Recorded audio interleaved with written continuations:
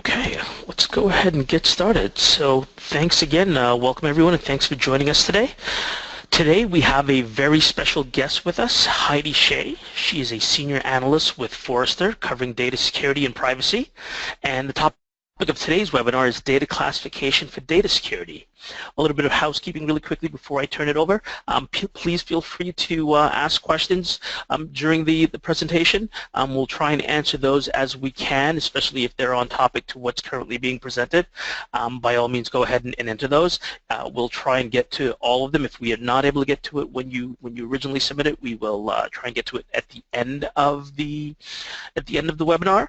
And worst case scenario, if we're not able to do that, we'll certainly make sure that we follow up by email to your question. At this time, I'd like to go ahead and turn it over to Heidi. All right. Thanks so much, Gabe, and thank you all for taking the time to join us today. So data classification for data security, and I have to say I needed to specify that part about it being for data security because I've had other conversations on classification where security wasn't the intent. There are other groups in the organization that may want to classify data for, say, content management. So just making it clear that here we're talking about protecting our data. So I'm really excited to be here today because I've got a three-part agenda that I've prepared for you all, talking a bit about, I think, adoption trends to start off with, and then characteristics of companies who classify their data, along with some tips to help you make the case for classification as well. And, well, super exciting because I was talking to Gabe about this before we began, but this is a sneak peek, a bit of a preview into some upcoming research. So you're the first to see this. It's pretty exciting. Yes, it is. So every year, Forrester does a global security survey.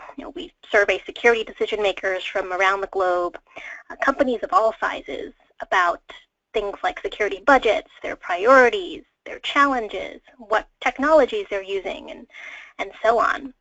So the results of what I'll be showing today, a lot of that comes from this annual survey that we do. And this is some data on adoption. So plans to adopt data classification solutions, technologies. And what we're seeing is that globally, year over year, this has been inching up. And if I look at 2014, look back to 2013, this is a trend that's been continuing. And if we take a look at, well, for me, the interesting part here is the plans to implement within the next 12 months, because this is where I see, well, this is growth. And so, question, just for a little bit of context, when were these individuals originally polled? So, is this 12 months from, is that all of 2017, or are these projects already underway for the most part? When exactly was that research conducted and completed? So this was, we fielded the survey, I want to say June, July of 2016. Okay. Excellent. Starting on that time frame, looking at the next 12 months. So a number of these are certainly already underway. Yep. Right. Yep, and that tends to be our annual cycle. That's when we typically send out the survey, and we will get the results toward the end of summer. And there are some industry differences too. I think some industries like government, for example, who already have a history of classifying data, we don't really see large percentage of them with plans to implement because most of them already do. But if we take a look at others, like, say, media, entertainment, leisure, so this would include hotels, for example, financial services, insurance, we're seeing that these folks are telling us that they, more of them have plans to implement than the average. What about verticals like insurance that have a lot of legacy paper workflows and have been converting those for quite some time now?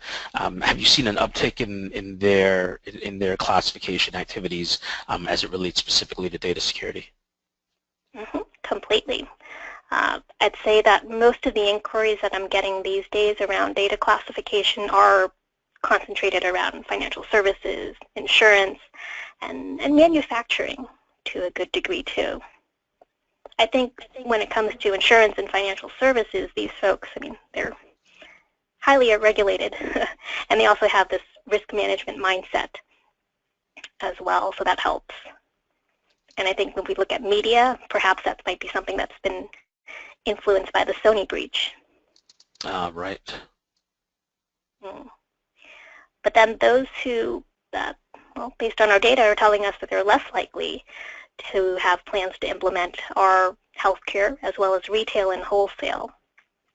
To me, this is a little problematic, given the amount of sensitive data here, customer data, patient data, for example, intellectual property as well to a certain degree if we're looking at retailers. And these are also the industries where we see they're getting hit by data breaches today as well. So my guess is that maybe budgets and attention is being diverted elsewhere, say to things like breach detection or response technologies, rather than something that's more preventative. That's very interesting developments. Okay, great. Yeah, and then if we look at it by region, this is where you see some pretty stark differences too. I mean, right now we see a larger current installed base in North America, but it looks like there's greater growth to come within Europe. And so I suspect that GDPR has been driving a lot of that European growth. It's certainly something that we see when talking to both our customers and prospective customers. There's a lot of activity regarding GDPR, specifically everything from right to be forgotten and data handling and transferring, but understanding and knowing where EU citizen data lies within the organization, where it's collected, how it's handled, and how it's protected has certainly sparked a lot of interest, not just amongst European customers or European entities, but multinationals and North American ones as well that are either third-party data handlers or they to some other extent are also handling EU citizen data. I think you've definitely hit on some of the what we see as the key drivers as well. I think also there were a couple of other things that I've seen too. GDPR is one of them. Privacy, it all falls within that under that umbrella. Data transfers, but I think at least with some of my European clients, I'm noticing it's slightly different attitude. Where this is customer data, this is sensitive data. We have a responsibility to protect this. And it's becoming less of a very compliance-driven kind of mindset. So to me, that's encouraging.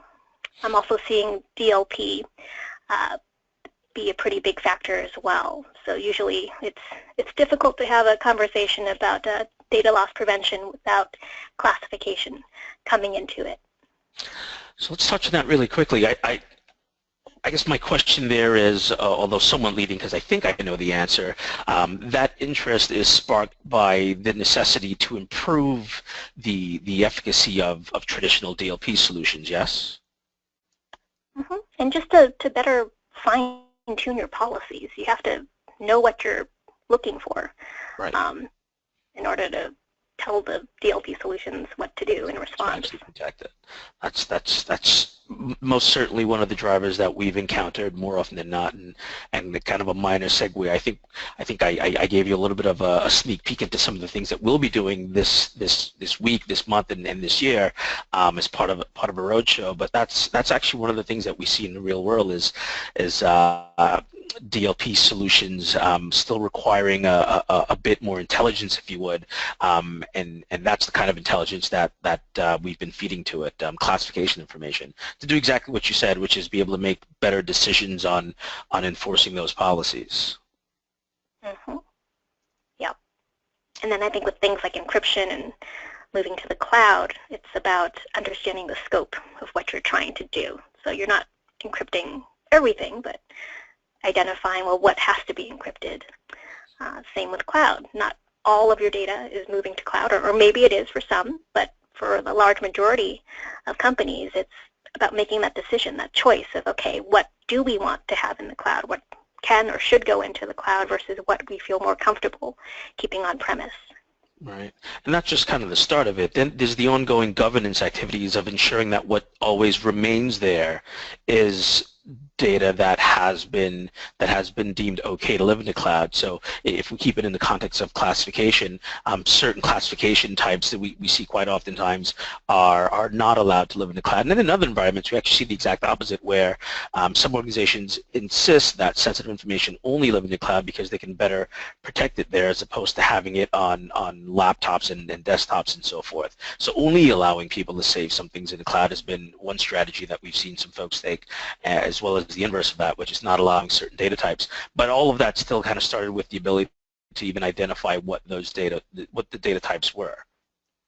Totally. Interesting. And then with the and more, I guess I wanted to make a point here about employee privacy, because this is something that we've seen in some high-profile breaches that have had an impact on employee privacy, like Sony in the US or Morrison's in the UK. And this is something that it covers more than just personally identifiable information. And it's something that opens up the company to the lawsuits, and it's demoralizing for employees too. So there's a lot of different data types that could fall under this umbrella of employee personal data, beyond the usual ones that we would normally think of. So this is why it's also important to classify, to know your data so you can better understand how to protect it. Indeed.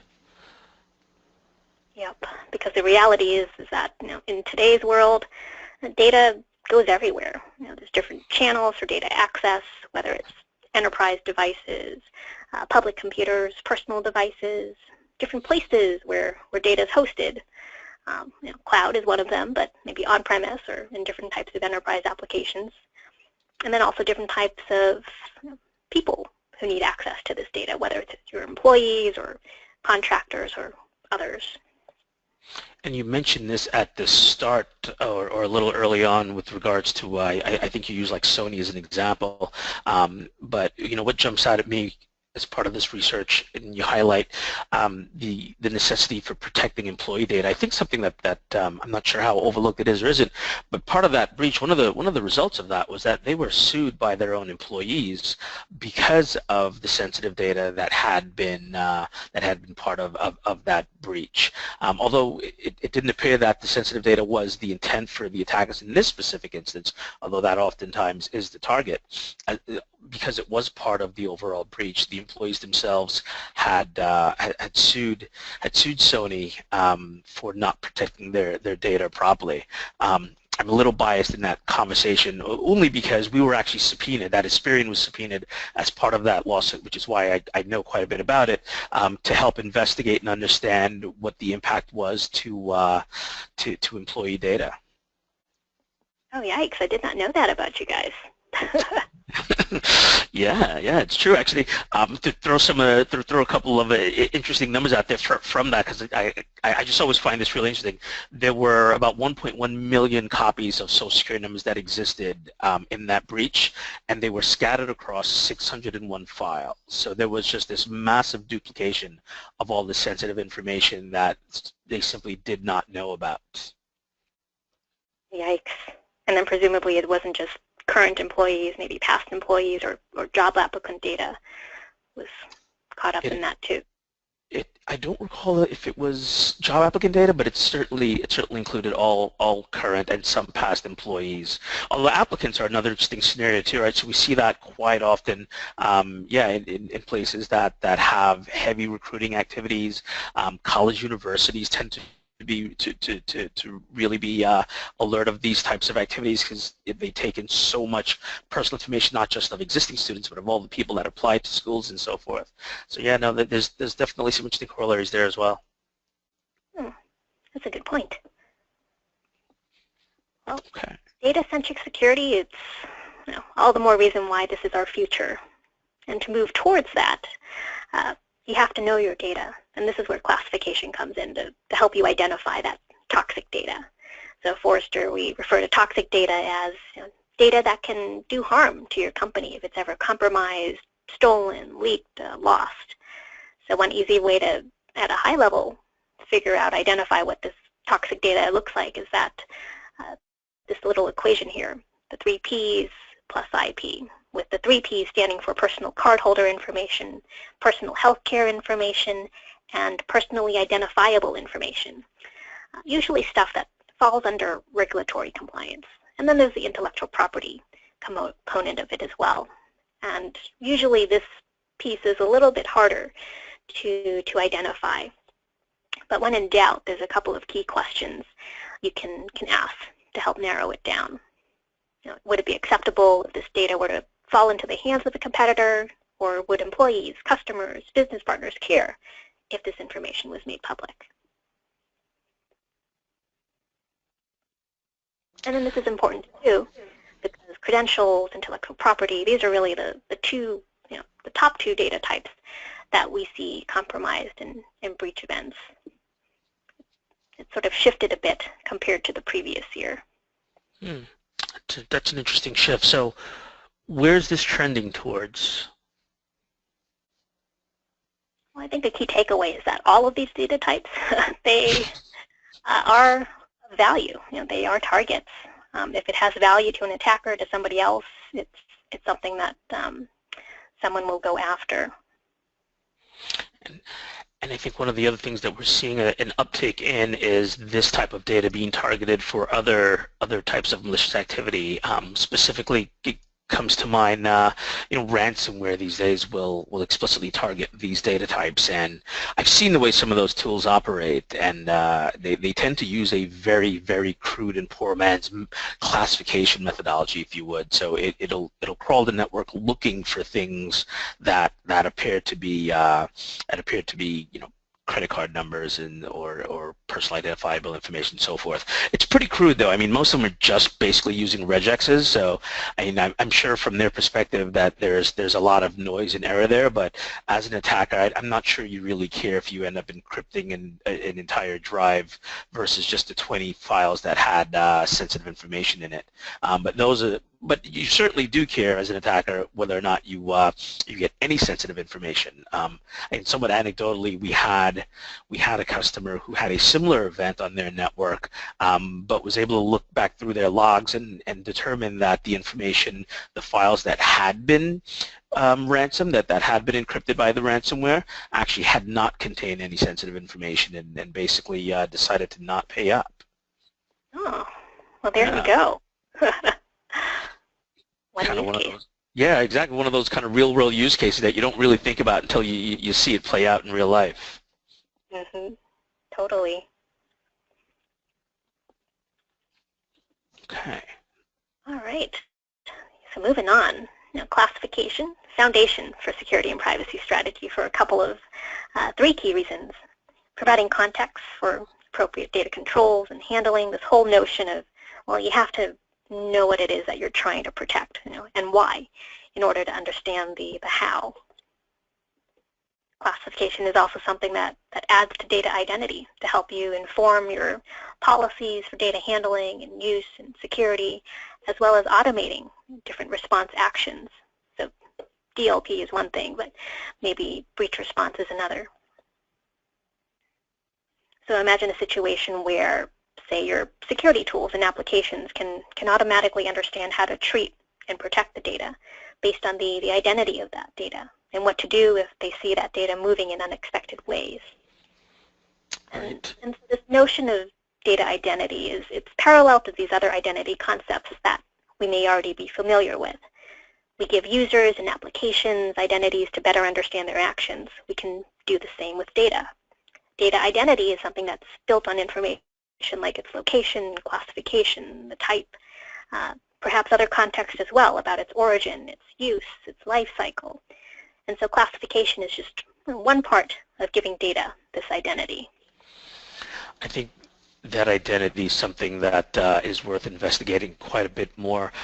One of the use cases that spring up more and more is using that data identity, that classification, to inform either other threat intelligence tools or security event and information management tools, so that you can answer questions such as, okay, if we saw some type of abnormal behavior, we're getting alerts from the rest of our systems that one of these systems may have been compromised. There's some IOCs, some indications of compromise and so forth. And being able to correlate that with data identity information helps prioritize that response.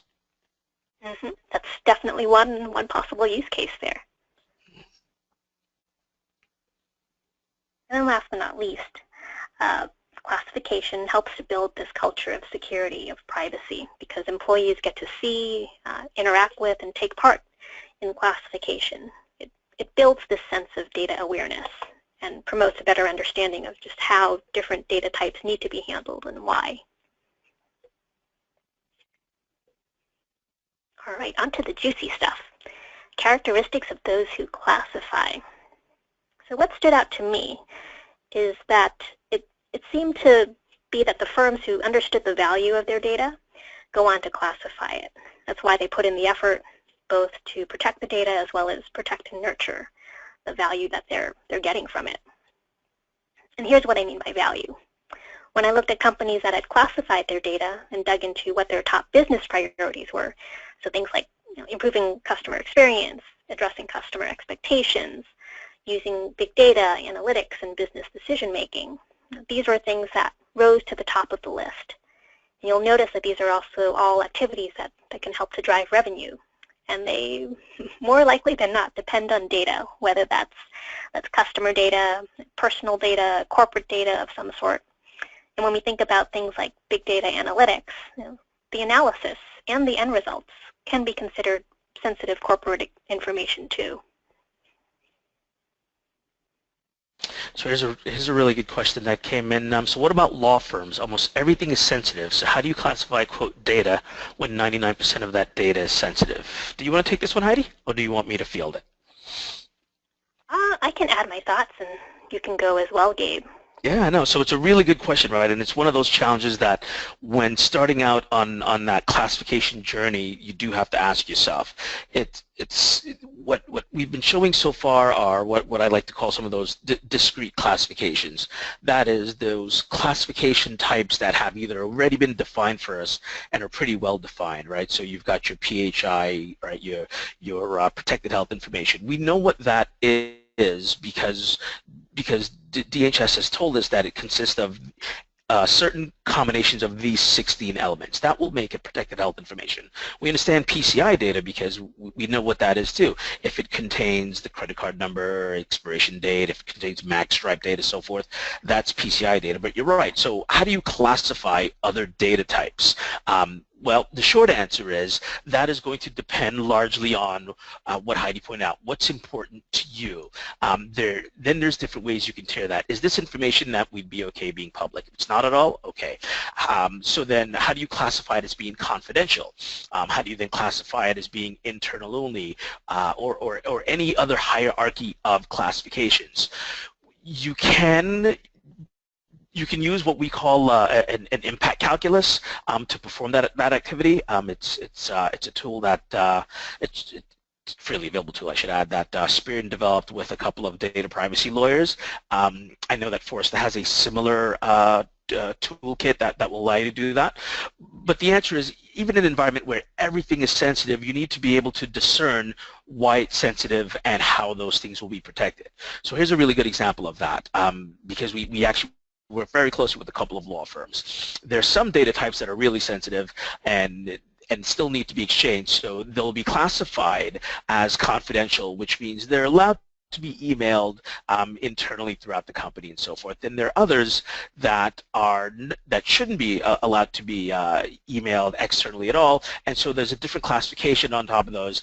Some use different labels, top secret, whatever the case may be, but the policies are set so that file classification, for example, can't then be attached to an email. So even in an environment where everything is sensitive, if you would, the sensitivity of those documents and how they're going to be handled should be dictated by some type of corporate policy, excuse me, and it should be based upon the impact that that data having been released to the wrong hands would cause to the organization? Is it something that would simply have regulatory ramifications, or is it something that will also have a direct financial impact above regulatory fines? Is it something that simply would allow us to lose a competitive advantage, and so forth?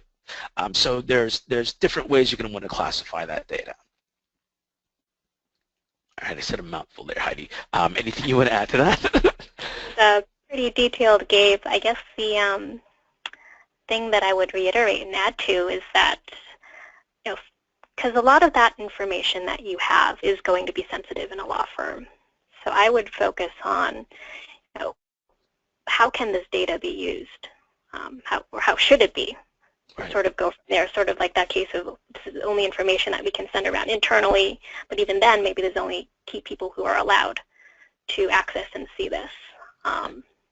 Separate that out from data or other types of information that you can send externally. That'll be another bracket. So I feel like getting into the, just what is this data, what is considered appropriate use, and then going from there to see how you might start to segment these different categories or labels for your classification. I'll give you another real-world way that a law firm in particular does this as well with us. They simply, any communication document or data that references a customer, and they have two ways of identifying the customer, either directly by name or the customer has some type of ID, internal ID. If that ID is found in any document or data, it gets automatically classified as confidential, right? Because what you know about that piece of information, regardless of what it contains inside, if it references a customer, that data should be treated as sensitive. So you want to start by making that correlation and that match in your policies between what you're actually handling. That's a good one. And we have another question. We'll just go ahead and put it out there now since it's kind of flowing in the current conversation. Someone asked, how many categories of data classification is optimum? Okay. So this is where I feel like I typically see between 3 and 4. And that's where I would usually recommend as well, because I think once you get beyond that, it starts to get a lot more unwieldy and confusing for people to understand really what the difference is between the various levels of classification. I would also suggest the same. What we typically see is exactly that. It's usually between 3 and 4. Some government institutions may have a 5th one just based on other classifications that they need to adhere to. But to Heidi's point, if you have too few, then you start throwing too wide a net and it becomes difficult to discern what types of controls you should have on what data type, right? So if, let's say you have a classification that only has two classification types, internal and external. Well, then how do I protect even the internal things? Should everything internally be encrypted? Well, the answer to that is no. Hard disk encryption is one thing, but that only protects you when the machine is powered off and in transit or so forth, right? It doesn't stop digital attacks, if you would, right? So if you only have two classification types, then something like 2 becomes too few because you don't have the ability to apply granular controls to state that, okay, this classification 1 should only be allowed to live in the cloud, classification 2 should only be allowed to live in the cloud and must be encrypted, classification 3 can exist on endpoints, right? But then when you have too many classification types, then you have the exact opposite problem, which becomes an overload of controls and being able to manage all of those things. If you are employing humans to any degree also to help assist in that classification process, which we certainly suggest as a bit of an augmentation to automatically classifying, but you certainly want to lead towards automating. We can get into the pros and cons of that human element and why it doesn't help. But when you start having too many classifications, then you end up with that problem both at the human level and at the automated level in terms of managing that and and having individuals understand the differences between them. So as a rule of thumb, and it's not hard and fast, it's going to be somewhere between 3 and 4. I do see 5, I would say relatively often, but those cases are pretty specific in why they have them. And that's also important to understand. You don't want to create classification groupings just for the purpose of performing that exercise. They should make sense. They should be based on again, the impact that data would have, say if it were leaked, exposed, attacked, or even just ransomed and so forth. So somewhere between there is what you're looking at. Mm-hmm. Great questions. Yep. Good ones. Okay, I'm going to keep us moving here. Let's do it. So another characteristic that I noticed based on our data was that firms who have classified, they also overwhelmingly tell us that they have a documented security strategy in place. So what this tells me is that there's a bit of a method to the madness. This way it's likely that classification is just one of the core components of that strategy. And this is just a bit of a breakdown about how their documented security strategy aligns with things like IT strategy, business strategy as well.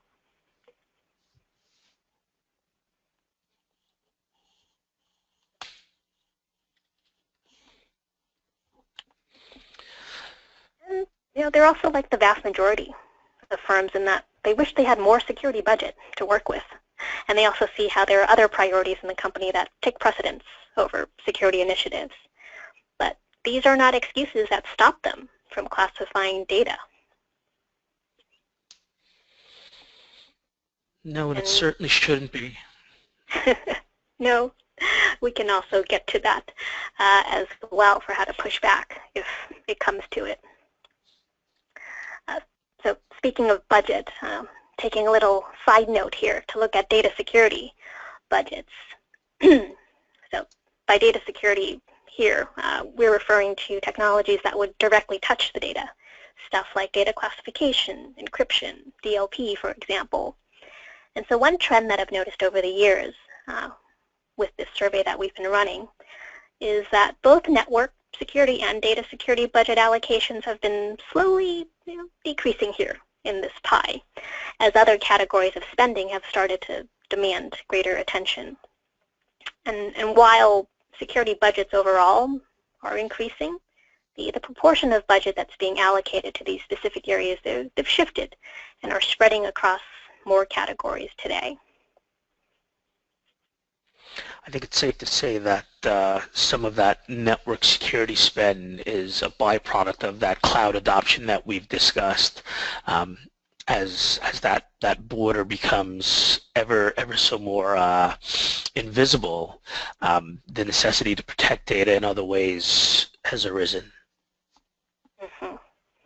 Yeah, and I guess one of the key things that I wanted to get across with showing this data and going back to that previous point about no excuses, budget challenges are still there, is that if you're looking at what other companies are spending, how they're allocating budgets, that's one interesting data point. But the size of someone's budget doesn't really say anything about how well they're spending those resources and whether those investments are uplifting security posture in a meaningful way.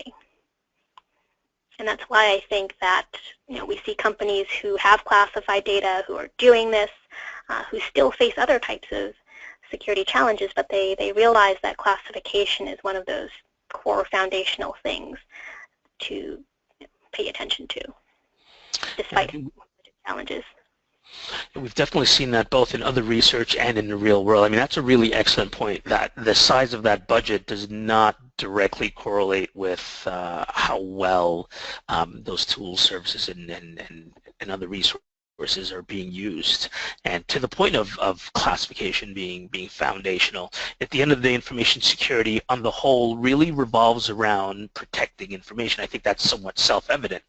And not being informed as to what the data is that you're protecting almost feels like a glaring omission that everyone should have been like, really, why isn't that something that I'm able to, why isn't that a question that I'm able to answer? What my data types are, what am I protecting, where am I protecting it, where is it at all? Mm-hmm. Yep. Okay.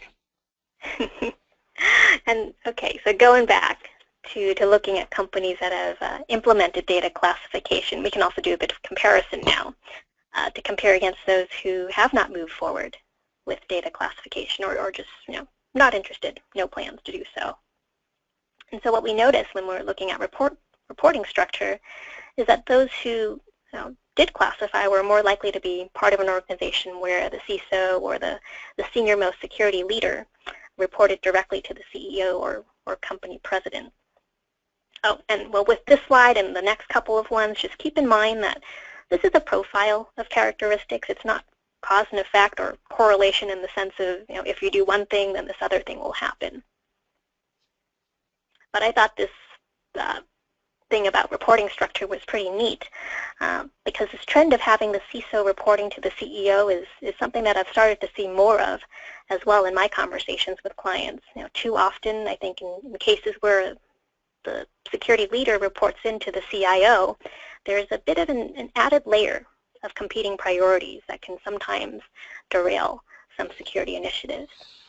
There is. I want to add another data point to that, if I can kind of just steal the research stage for a second there.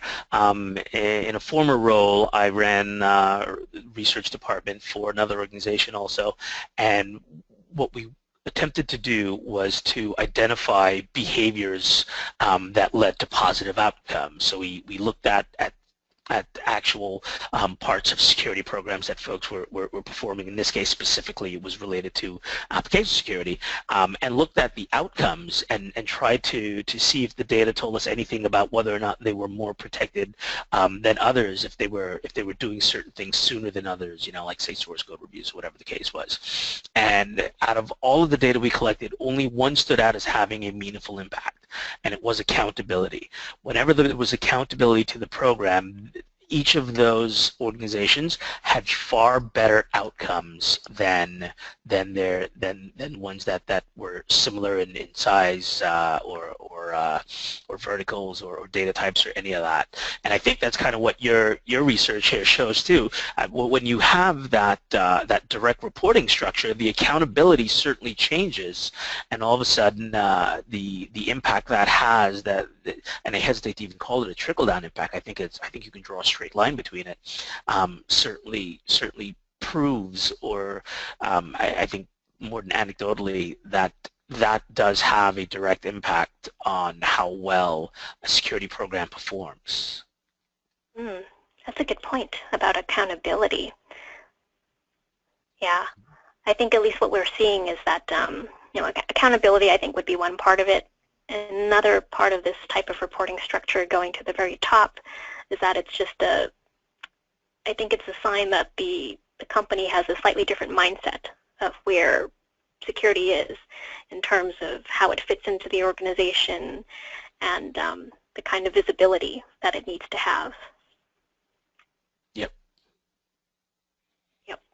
And this is the one that was most interesting to me, because the differences were a bit more pronounced when we took a look at attitudes about privacy.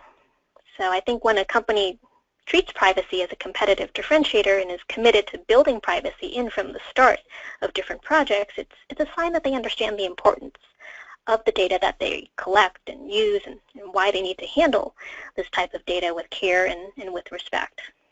So it's more of a customer-first type of attitude, not necessarily something driven by compliance or fear of penalties as the main driver for why they're protecting data. Indeed. Yep. And then in terms of what else the security team is working on, a lot of those who have implemented classification are focused on, I guess I would label them as more customer-centric initiatives. So activities that have an impact on customer experience, things like customer-facing mobile and web applications, authentication, for example.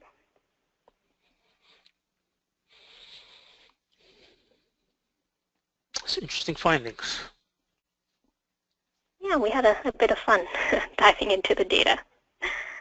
And so we know that classification matters. I mean, if you're trying to figure out how to go about making the case for doing it, then this next section is for you. The dog can't eat your homework anymore. So classification it's typically not an easy sell. And I don't know about you, Gabe, but I've heard a lot of excuses from things like people will say, I need to tackle BYOD first, or we're trying to roll out DLP. So it's the latter one. It's the latter one that always kind of gets me. It's the I need to tackle DLP first, and the question does come right back to what we started at the top. It's like, and how do you plan on identifying what DLP will be blocking? Exactly what does that look like? With what level of accuracy does that matter? The better part of my career prior to moving closer to the product side and developing security products is in being an architect and developing those types of protections for, amongst others, some large pharmaceutical companies. And one of the things that I've learned about doing things like DLP deployments, not too unlike other types of network security, it's really hard to get it right. Tune it too tightly, and there's a lot of business impact, and you don't want to be Gabe on Saturday afternoon getting that phone call. Trust me, I've been him. But tune it too loosely, and then you have the opposite effect, which is you still have data that is otherwise permissible to be exfiltrated. And there's another subtle problem that a lot of folks don't think about unless they've actually ran a security operations team themselves, which is you create a lot of noise and work for the team. And our ability to respond quickly and efficiently really is dictated by how well we can interpret that data, get through it, and move on. And so kind of rolling out one of those initiatives without it being informed by the data makes it overall more difficult to protect the actual information, but that much more difficult to even monitor, looking for things like indicators of compromise. Post-incident work becomes so much more difficult. There's a lot of aha moments that unfortunately some people have to go through after there's been some type of an incident. And so the aim of classification in general is to kind of get ahead of that, right? Understanding, again, all of those things about what we're protecting and why and where. Mm-hmm. Yep, and I think at least with DLP, I mean, it's possible to roll it out without classifying your data first. Companies, they do it. It can be done. It's just that I think people, when they do that, there's a bit of a tendency to rely on using the policy templates that come with the solution, right, or figuring out lists of keywords that they want to use. And that, I think it gets them part way there, but with classification they can start to cover a lot more of what they have that maybe they didn't realize was sensitive. Indeed. So that old excuse of the dog ate your homework, it doesn't really work today. To quote my nephew, it's like, wow, you're old. I can't say that to my teacher. I submit all my homework online now. And so I want to say it's the same with the excuses for data classification. Because in years past, this technology to help with classification either wasn't there or it was just emerging. The amount of data that companies had to deal with was also not what it is today. The threat landscape has mutated quite a bit, and years ago, fewer companies had gone through this, so there weren't too many lessons learned or best practices available, and that's no longer the case. And then today's technology can help you automate a lot of classification too. So I feel like with all of those different factors, it's hard to find an excuse. It certainly is more difficult. I don't want to take away from the fact that if you happen to be a CISO, you have a very long list of priorities. If you happen to be maybe at the director level of an information security program, you have another interesting dynamic in that you are somewhat competing against your peers for your priorities as well. And the thing that makes the biggest difference in getting everyone to a place that understands the foundational nature of this type of activity is, again, when it comes from the top, when there's that executive buy-in, when there's that recognition from the top that understanding and knowing where your sensitive information is makes a difference in all of those other activities and programs. It greases the skids far more. Unfortunately, those skids in some scenarios need to be greased at all, and you know, we almost feel as though that should be something that's somewhat self-evident, as I alluded to before. But it's one of the questions that I tend to ask as I sit down with some of the folks that we deal with on a regular basis. Is, you know, what are the questions that they're getting from their management, and increasingly it is, okay, you know, we have a $20 million budget or a $10 million budget, and I understand where you've allocated that. You've got $5 million to IAM, and you've got, you know, $2 million here and so forth. So can you tell me what we're protecting, where we're protecting, and why is it that we needed all of these different things to protect it? And the answer can't be, well, because, and it certainly can't be because, well, that's the way we've always done it. Neither one of those answers has ever stopped anyone from being breached. Mm. I really like that example. Yeah. And I think the point about having a lot of other competing priorities, it's certainly there. I feel like, you know, you can have this come from the top down, but there are ways to weave it in from the side as well. So if we look at different ways to move forward with data classification in your company, this is going to be one of them. I mean, so the first one here, I would say, is that whatever you do, tie this back to security strategy, because chances are defining the data that you're trying to protect is going to be a key part of it. So whether you're using something like the different frameworks and models that Forrester's come out with, or from NIST cybersecurity framework, ISO, COBIT, other industry recognized frameworks and models, there's usually a component of, you know, defining, understanding your data.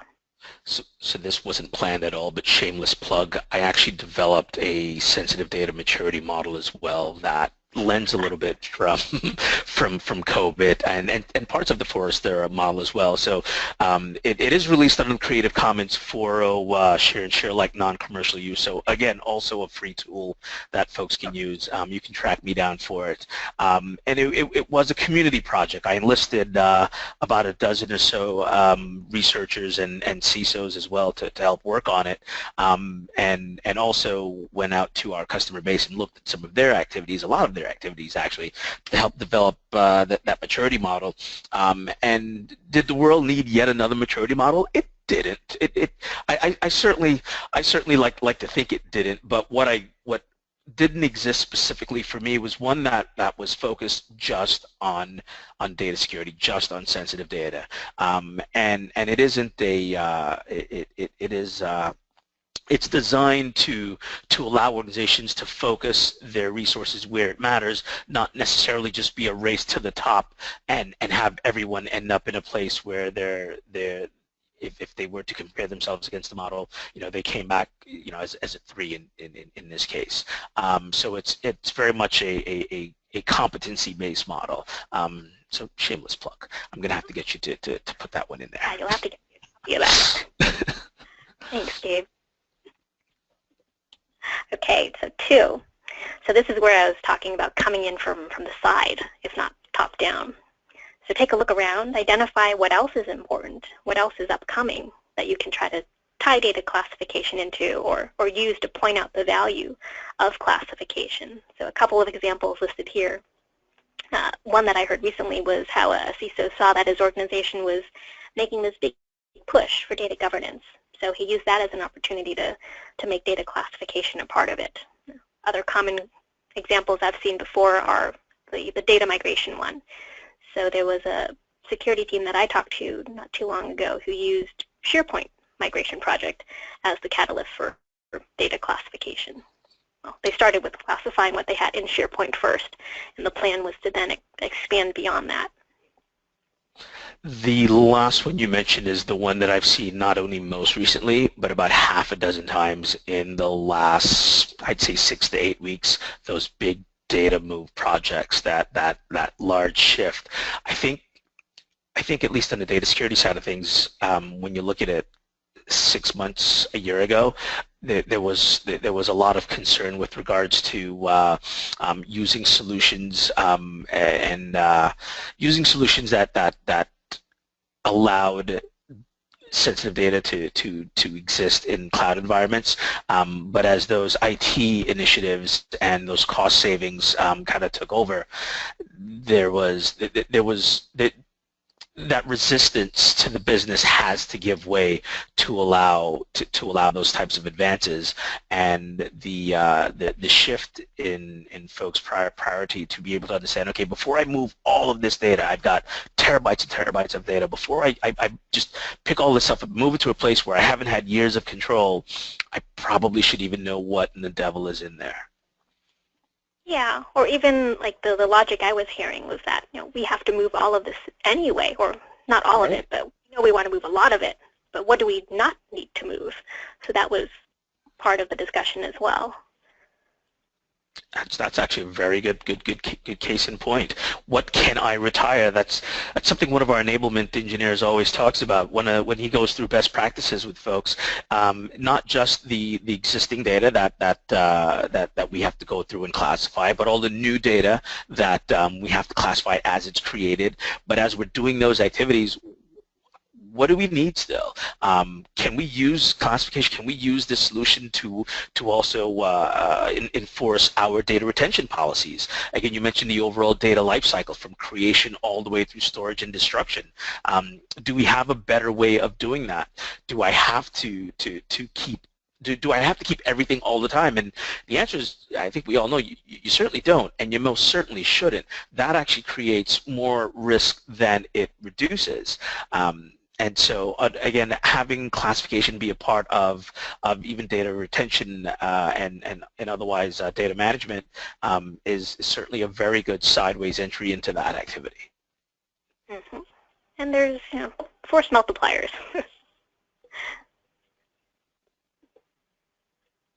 And for those who are looking at metrics and trying to track things, I think this is also an opportunity to highlight how classification can have that kind of impact on the metrics and initiatives that you're currently tracking. So it goes back to identifying that security strategy you're using, documenting what you're doing to follow through. And I think here it also helps you think about what you would prioritize with that budget and the resources you have for the greatest impact. So try to identify spaces where classification could help to decrease or increase something. I think maybe it could also tie into what you might be doing around security awareness as well. The data storage and risk reduction thing was, I think, Gabe, what you had mentioned earlier about retention too. Right.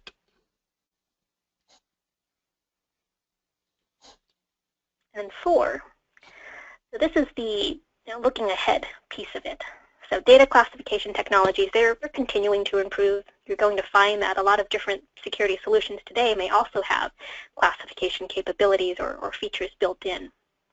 So as you're evaluating different upcoming data security investments, just keep classification in mind. In some cases, you might have native capabilities for it, while in others, you might be able to bring in some classification capabilities through an integration. With functionality, you're looking at things like manual, user-driven classification, automated classification, or some combination of the two. And you can also check to see how classifying your data might help to speed up or maybe make another investment more effective here.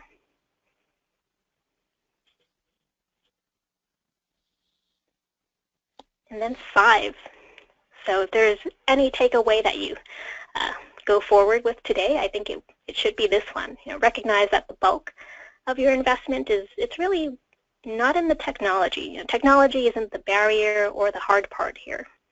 With classification, the bulk of your investment is going to be in the time and effort that you put into planning, the processes, the procedures, what your levels of classification are and why, and what those levels mean, setting expectations internally for classification, understanding the data, the life cycle, different employee roles. And so once you understand that, you can better help to set expectations internally. That's excellent.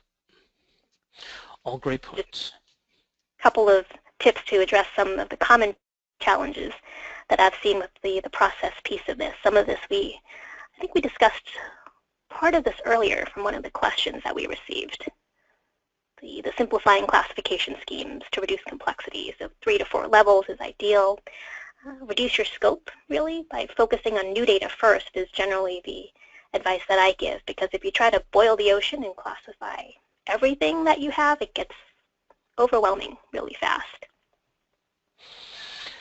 It can. I actually want to kind of steal a second and talk about that a bit, because I kind of alluded to it before, and a common question also when we start out on some of these programs with folks is, okay, so what do I start classifying? Where exactly do I begin? And attempting to classify everything can be a challenge for many. For others, it's something that they undertake with the knowledge that it's going to take a little bit of time, and they just kind of work through it. With some, a perfectly good example of that is folks down at WVU, actually, and I can mention them and this use case, West Virginia University. So the first year of their program, they started out by identifying the 2 data types that were the most important to them. So in this case, it was student information, PII, as well as some health-related information. And then once they got all of that on the hand, then they moved on and started adding PCI into the mix as well, too, which was perfect timing for them as they needed to increase their reporting around those things. So we talked earlier, and someone asked, excuse me, what are the different, or how many different categories should you have? Those categories will certainly dictate what you may want to begin looking for first as well, right? You walk out of that exercise and you now have a classification policy that says you have these 4 classifications, and here's the definition of what codifies a document or a database and so forth as being belonging to that classification group, and based on the risk associated with that classification, those types of things should be driving where you start first. Now, the other side to that is all of that data that's created every single day.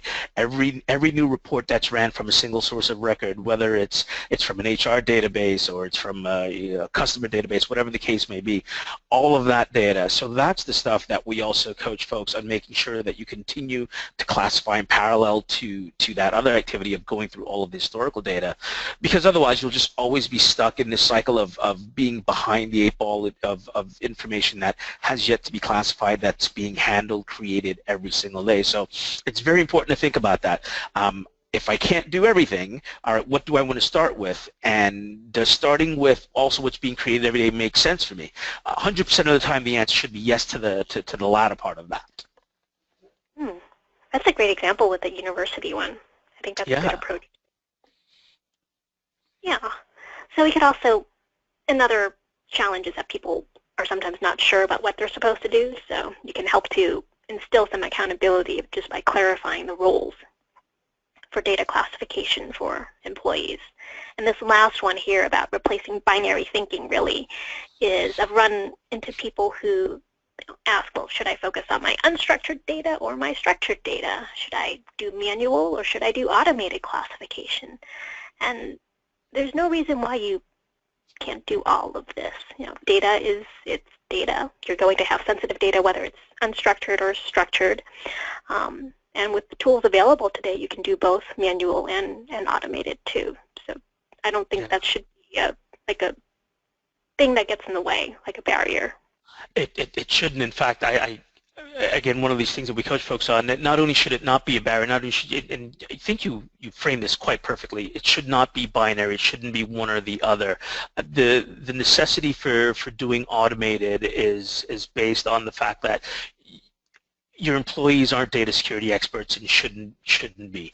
The other large part that goes unforgotten is that data handlers don't always tend to have the same acknowledgement, respect, or place the same value on data as data owners. And so what does that mean? That means as the business, someone who derives actual value from data, I might place a much higher value on the data the company as a whole does, whereas as a data handler, whether that be someone who's simply entering data or handling it or processing it, don't tend to have that same value on it. And so you need to be able to empower those employees to perform their duties without getting in the way of it. Now, the other side of that coin, of course, is the data owners, the data stewards, and so forth. They very well should be part of the process of both creating those classification types, but in even applying classifications too. And Heidi, to your point, yes, there's no need to do one or the other.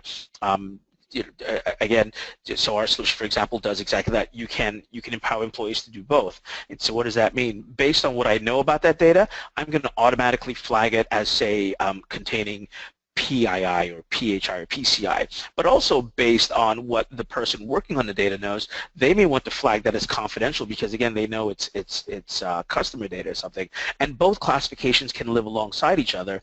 And then typically what we do there in terms of enforcing security controls is we'll have the highest level control take precedent over what control should be added to it. So it's just further informing and enriching that data. More context around More just context. what it is. Yes. Yeah, that's good clarification.